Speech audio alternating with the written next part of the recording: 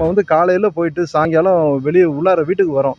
So வர்றவங்க நம்ம உயிரோட வரோமா அப்படிங்கிறதுக்காக நான் ஹெல்மெட்டு போட்டு போகும்போது சரி நம்ம பிள்ளை ஏன் ஹெல்மெட் இல்லாமல் இருக்கான்னு அவங்களுக்கும் ஒரு ஹெல்மெட்டை வாங்கி அவங்களும் போடுறோம். ஒய்ஃபை கூட்டிகிட்டு போனால் அவங்களுக்கும் ஒரு ஹெல்மெட்டு கட்டாயமாக வந்து யூஸ் பண்ணுறோம். ஸோ ஆக்சுவலாக பார்த்தோன்னா இப்போ இதுக்கு ஏகப்பட்ட டாக்டர்ஸ்லாம் சொல்கிறது என்னென்னா, உங்களுக்கு வந்து ஒரு அவேர்னஸுக்காக நம்மளுக்கு வந்து ஒரு ஆக்சிடென்ட் ஆகுது, இதாகுது, நம்ம உடம்புல எல்லாமே வந்து ஸ்பேர் பார்ட்ஸ் எல்லாமே வந்து நம்ம பாதுகாப்பாக வந்து பண்ணிடலாம். ஆனால் நம்ம ஒரு ஸ்கல்லில் அடிபட்டுட்டோம்னா ரொம்ப காப்பாற்றுறதுக்கு வந்து இது டாக்டர்ஸ் ரொம்ப போராடுறாங்க.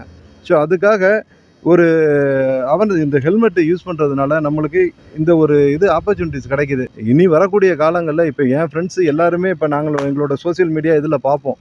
ஸோ இது எல்லாமே அவங்களுக்கு ஒரு அவேர்னஸாக இருக்கும். சரி அவங்களும் யூஸ் பண்ணுறாங்க.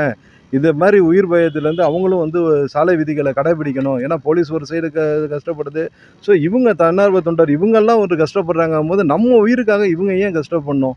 ஸோ இதை வந்து அவங்களுக்கெல்லாம் தெரியணும். ஹெல்மெட்டு போடாத எல்லாருங்களும் புரிய வைக்கணும். ஸோ எதுக்காக நம்ம உயிருக்காக ஏன் வந்து போலீஸ்காரங்க கஷ்டப்படுறாங்க, இவங்கெல்லாம் கஷ்டப்படுறாங்க, ஏன் நம்ம வந்து அதுக்கு ஒரு விழிப்புணர்வாக இருக்க மாட்டேங்கிறோம்? ஸோ பார்க்கக்கூடிய மக்கள் எல்லாருமே தயவு செய்து ஹெல்மெட்டு யூஸ் பண்ணுங்கள். நம்ம உயிர், நம்ம குடும்பம் உயிர் நம்மளுக்கு ரொம்ப தேவை. செய்திகளை உடனுக்குடனும் துல்லியமாகவும் தெரிந்து கொள்ள சப்ஸ்கிரைப் பண்ணுங்க.